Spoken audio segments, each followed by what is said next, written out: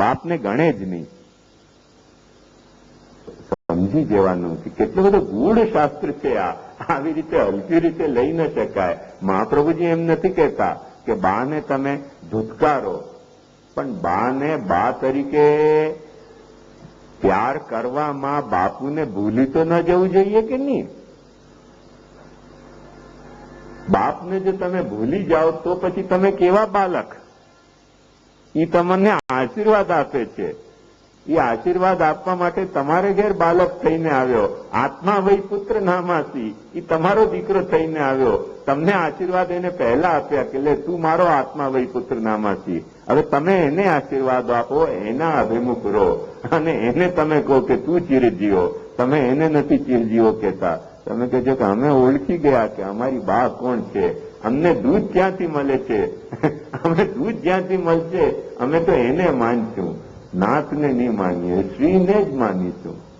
માતરમ એવું મન્યમ તે મહાપ્રભુજી કે છે.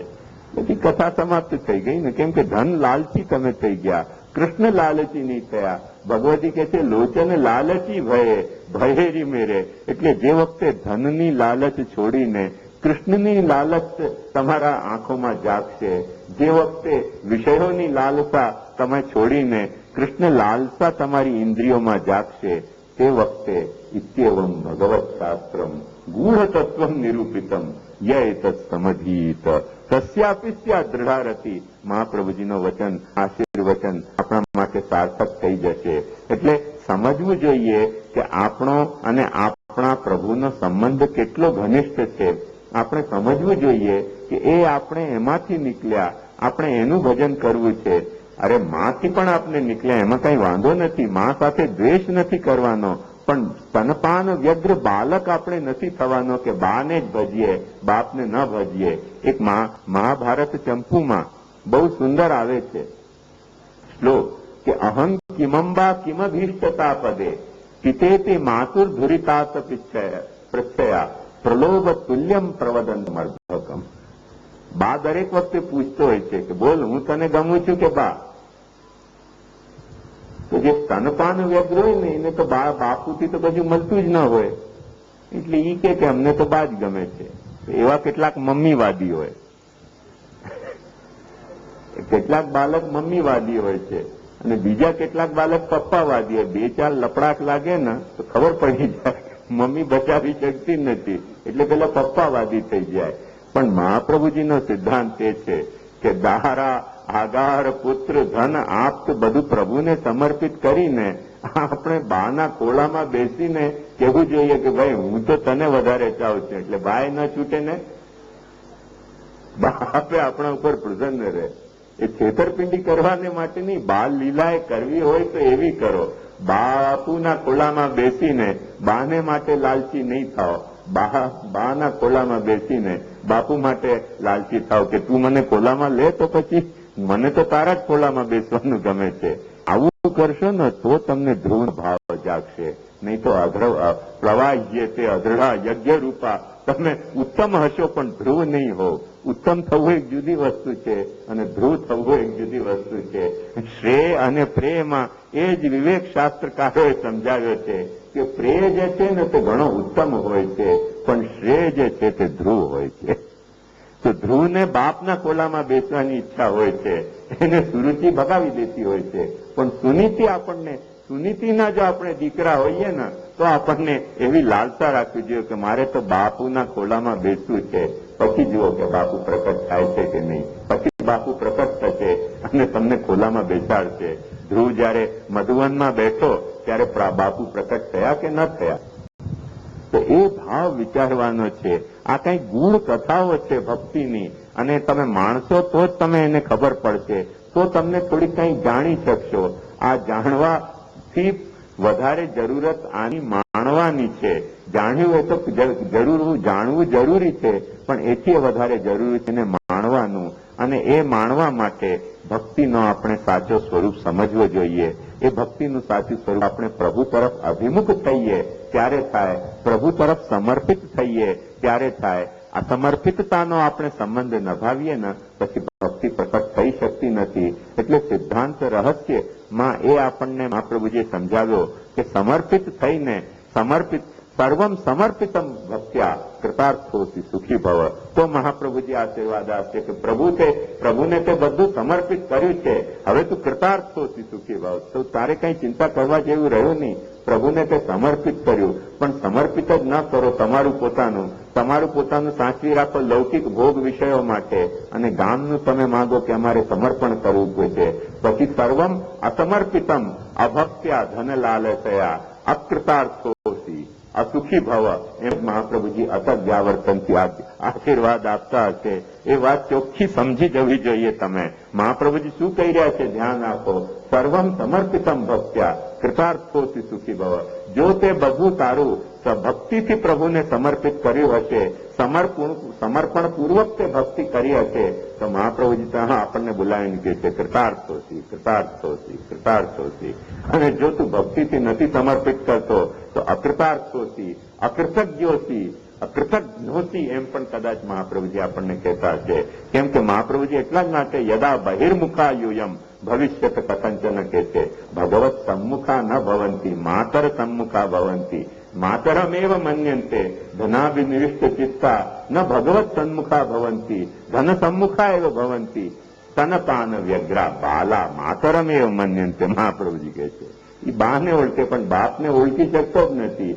એ એવો બાલક છે, સાવ બાળિશ. સંસ્કૃતમાં ઇંગ્લિશમાં તેથી જ બે બહુ સુંદર શબ્દો છે. એક પ્રયોગ છે ચાઇલ્ડ લાઇક અને એક ચાઇલ્ડિશ. તો એક ચાઇલ્ડ લાઇક એટલે શું? બાલક જેવી નિશ્ચલતા, અને ચાઇલ્ડિશ એટલે બાલક જેવી મૂઢતા, અજ્ઞાનીતા. તો બાલકમાં અજ્ઞાન પણ હોય છે, બાલકમાં ભોલાપણું પણ હોય છે. ભોલાપણોનો મજા માણવાનો હોય છે અને અજ્ઞાનને સુધારવાનું હોય છે. બાલક જે વિષયનો અજ્ઞાની હોય, આપણે કહીએ કે છો અજ્ઞાની રહ્યો, એમાં વધારે શું માથાપોડી ખોટી કરવાની શું? તો જયારે ચાઇલ્ડિશ ઇગ્નોરન્સ જે હોય ને એને રિમૂવ કરવાનો હોય છે, અને ચાઇલ્ડ લાઇક જે ઇનોસેન્સ હોય છે ને એની મજા માણવાની હોય છે. બે વાતનું ભેદ સમજો. એક ચાઇલ્ડ લાઇક ઇનોસેન્સ હોય અને એક ચાઇલ્ડિશ ઇગ્નોરન્સ હોય. તો ચાઇલ્ડ લાઇક ઇનોસેન્સ ખરેખર જે નથી માણી શકતો એ વંચિત છે માણસ વાત્સલ્ય ભાવથી. પણ જે ચાઇલ્ડિશ ઇગ્નોરન્સ ને ચાઇલ્ડ લાઇક ઇનોસેન્સ ના સમજી જાય છે એ માણસ મૂર્ખો છે. એ પોતાના બાલકના ભવિષ્યનો અંધકારમય બનાવી રહ્યો છે. એટલે જો અમે ગોસ્વામી બાળકો બધા ચાઇલ્ડ લાઇક ઇનોસેન્સ જેવું વાપરતા હોઈએ તો તમે અમને ચોક્કસ અમારી આજ્ઞાને અનુસરો. પણ જો અમે ચાઇલ્ડિશ ઇગ્નોરન્સ દેખાવતા હોઈએ તો તમને અમે સુધારવાનો પ્રયાસ કરો. કે મહારાજ થોડુંક ભક્તિવર્ધની બોલો ને. એવમ ભગવત આશ્રમ ગૂઢ તત્વ નિરૂપિતમ યે તત્ સમજીત. વિનવાનું બહુ વિનયથી કે કૃપાનાથ થોડું ભક્તિવર્ધનીનું પાઠ કરો ના. ન પાઠ કરે તો લઈને ચોપડી જઈને બેસી જ જવાનું ચરણ પકડીને, આમ દ્રઢ ચરણ પકડીને કે ભક્તિવર્ધની સમજાવો, ભક્તિવર્ધની સમજાવો. એક વખત ના પાડી દે છે કે આજે પૂરતું નથી, આજે હમણાં મારે અરોગવાનો સમય છે. વારું અરોગીને જયારે બેસે ત્યારે પકડી લઈને બેસી જવાનું નથી. કૃપાનાથ અરોગી લીધા, હવે ભક્તિવર્ધની સમજાવો. પછી કે ના આમણાં તો આરામનો સમય છે. અચ્છા જાગશો ત્યારે પકડી લેવાનું ચરણ કે હવે તો આ જાગે. પછી કે ચાય પીવાનો સમય છે. વાદુ ચાય પીયા પછી ચરણ પકડી લેવાનું કે હવે ભક્તિવર્ધની સમજાવો. આજે ન સમજાવો કાલે સમજાવો. કેમ નથી સમજાવતા? શું સંકોચ છે તમને? શું ચાઇલ્ડિશ ઇગ્નોરન્સ દેખાડવો છે? ન દેખાડવો તો પાછળ પડી જ જવાનું. ક કમલનું ખ, ખ કડિયાનું ખ, ગ ગણેશનું ગ. ન સમજે તો ગ ગધેડાનો જ થઈ જાય. ગમાં ઘણા બધા અર્થો છે. એટલે ગ ગણેશનો હોય ને ગ ગધેડાનો હોય, પણ આપણે પાછળ પડી જવાનું. બચ્ચાને કે કેમ સમજતો નથી, ઉત્તમ બની જા, જગન્ય કેમ રહે છે, એમ સમજાવી જ દેવાનું પાછળ પડીને. ગ્રંથ લઈને બેસી જવાનું કે આડી તેડી વાત કરો મહારાજ, તે નહીં ચાલે. અમને તમે નહીં સમજાવશો તો કોણ સમજાવશે? ષોડશ ગ્રંથ મહાપ્રભુજીએ આ પરિશ્રમ કોના માટે લીધો? જ્યાં ત્યાંની તમે વાત કરો છો, અગડમ બગડમ વાતો કરો છો, ગ્રંથો કેમ નથી સમજાવતા? અમે ભવાળા કરો છો ભક્તિના, ગ્રંથો કેમ નથી સમજાવતા? જેટલો સમય વેડફી નાખો છો આ ભગવાનના પ્રદર્શનમાં, ભોંડા પ્રદર્શનમાં, ગુંડા પ્રદર્શનમાં, એના કરતા અડધો સમય ફાળવીને અમને ગ્રંથો સમજાવો. તમે આવ્યો આગ્રહ રાખશો સદાગ્રહ, અને કોઈક વખતે પ્રભુ કૃપા વિચારશે કે આ પુષ્ટિ જીવ અને આ પુષ્ટિ માર્ગનો અનુગામી અને આ પુષ્ટિ માર્ગી આચાર્યનો વંશજ બાલક અને આ બંનેનો સંબંધ પુષ્ટિ ભાવાત્મક સંબંધ હોવો જોઈએ.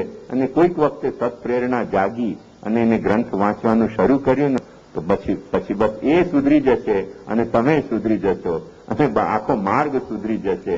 આખો માર્ગ સીધા માર્ગ ઉપર ચાલવા માંડશે. પણ એ કહે છે કે અમને ફુરસત નથી અને તમે કહો છો તો ત્યારે અમને કઈ ફુરસત છે અને તમને બંનેને ફુરસત નથી. તો એક વાત નિશ્ચિત સમજો કે પછી પુષ્ટિ પ્રભુને પણ તમારી ભક્તિ માણવાની ફુરસત નથી. એ બહુ બિઝી છે, બહુ બિઝી છે.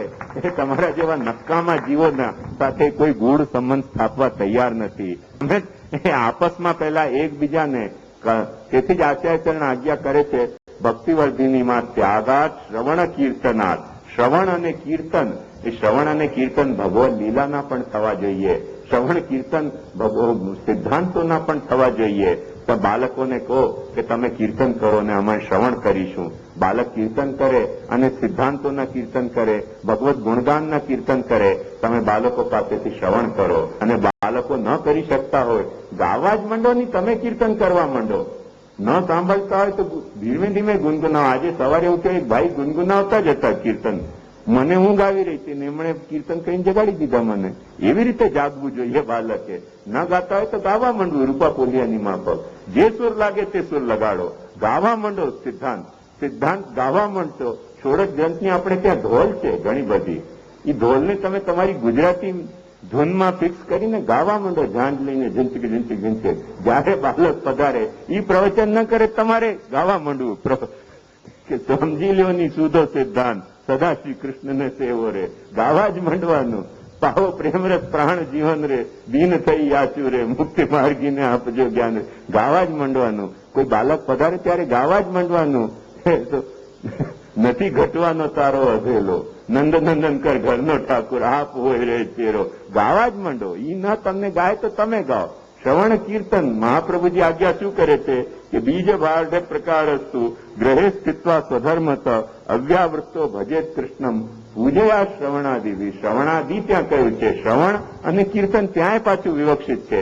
એટલે એ શ્રવણ કરાવતો હોય, શ્રવણ કરતો હોય તો તમે કીર્તન કરવા માંડો અને ન એ શ્રવણ કીર્તન કરતો હોય તો તમે કીર્તન કરવા માંડો. પરાણે શ્રામાં સાંભળશે એક વખત બે વખત. હું કઈ ધોળ બધી શીખ્યો નથી, કઈ સાંભળી છે. વૈષ્ણવો ગાતા હોય છે એટલે આવી જતી હોય છે ઘણી બધી ધોળ. તો કહેવાનો મુદ્દો એ કે પરસ્પર એકબીજાની કાળજી આપણને લેવી પડશે. પરસ્પરમ દેવો ભવ. બીજાના પરસ્પર દેવ થઈ જાઓ.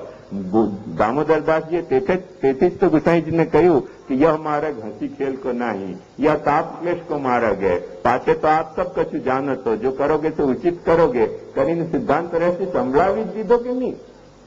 શ્રાવણ શ્યામલે પક્ષી એકાદશ્યામ મહાનિશી સાક્ષાત ભગવતા પ્રોક્તમ તદક્ષરશે ઉચ્યતે. સંભળાવવા જ માંડવાનું. બાળક સંભળાવે તો આપણા સૌભાગ્ય, સાંભળવાનું દૈન્ય ભાવથી. ન સંભળાવવા હોય તો આપણે ગાવા માંડવાનું. ન ગાવા દેતા હોય તો દોડી ઉપર બેસીને ગાવાનું ઝાંઝ લઈને. એવી ધમઝટ મચાવવાની ઝીંચક ઝીંચક ઝીંચક ઝીંચક કે ન સંભળાતું હોય તો એને સંભળાય. એ સામૈયામાં ગાવાનું. અમે એવા રે વળી તમે જે કઈ કહો છો એવા રે. જયારે બાળક વધારે કરો ને સામૈયો, મૌન ધર્યું છે સિદ્ધાંતો શીખવવા, મટડી ધરી જેમ મનોરથીને રજાવવા, 56 ભોગ ધર્યા છે પુષ્ટિ પ્રભુને, દુષ્ટ પ્રવાહીઓને પુષ્ટિમાં સંકેલવા. રમઝટ મચાવી દો ઝાંઝ અને પ્રખાવત લઈને. એવું સામૈયા કરો બાળક બધા. થોડીક વાર ગુસ્સો થશે, ભાઈ આ તો પ્રણયના ઝઘડા છે, ઝઘડશો ને તો જ સુધરશે બધું કામકાજ. દ્વેષથી ઝઘડશો તો નહીં સુધરે. કેમ કે આપણે પણ વલ્લભાચાર્યના અને બાળકો પણ વલ્લભાચાર્યના વંશજ અને વૈષ્ણવ પણ વલ્લભાચાર્યના વંશજ. એક બિંદુ સૃષ્ટિ અને એક નાદ સૃષ્ટિ. બંને ઝઘડશે. દ્વેષથી ઝઘડે તો કામ નહીં ચાલે, પણ પ્રેમથી ઝઘડવા માંડો. અને પ્રેમથી ઝઘડવું એટલે એટલું જ કે બાળક જયારે આવે ત્યારે એના ચરણ પકડીને બેસી જવું કે ભાઈ જા કઈ ગ્રંથ સમજાવો. 2-4 વખત જો એવું કરશો ને આગ્રહ, તો કાં તો બાળક પૈસા માંગવા માટે આવવાનું છોડી જ દેશે કે ઈ ગામમાં જવું જ નહીં. જે જાઓ તે આપણને એમ જ પહોંચવા લાગે છે કે ગ્રંથ સમજાવો. તો પતી ગયું કામ. અને જો આવવું હોય પૈસા લેવા તો એને ગ્રંથ સમજાવવા જ પડશે, તોય પતી ગયો કામ આપણો. કેમ કે એ બહાને બાલકને ગ્રંથ આવી જશે, એ બહાને તમને ગ્રંથ આવી જશે. મહાપ્રભુજી આજ્ઞા કરી